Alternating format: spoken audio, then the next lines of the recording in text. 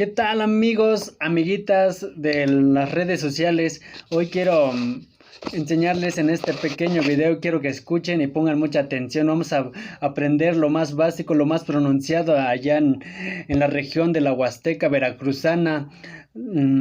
Unas palabras en náhuatl, las que más utilizan. Pongan atención, les saluda a su amigo Chichimali. Espero que les guste este pequeño video. Vamos a empezar en la cuenta de 1, 2 y 3. Mucha actitud siempre, las ganas de aprender. Xonacat, cebollita. Xonacat.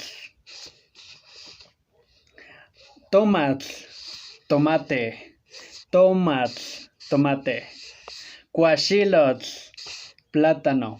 Cuachilot. Frijol. Frijol. ¿Cuál es una casqueta? Que escuches muy bien. Sintle, maíz.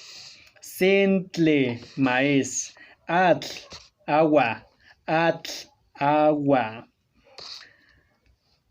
Tlaxcale, tortilla. Tlaxcale, tortilla.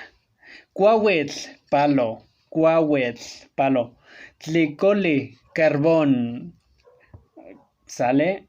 Hoy aprendemos estas palabras. Espero que les sirva este pequeño video. En el idioma náhuatl se va a utilizar mucho TL.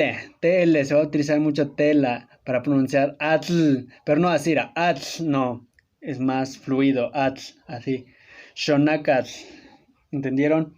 Dale, espero que les haya gustado este pequeño video. Les saludo a su amigo Chichimali. Poco a poco vamos a ir aprendiendo el idioma náhuatl. Unas palabras los más pronunciados. Saludos.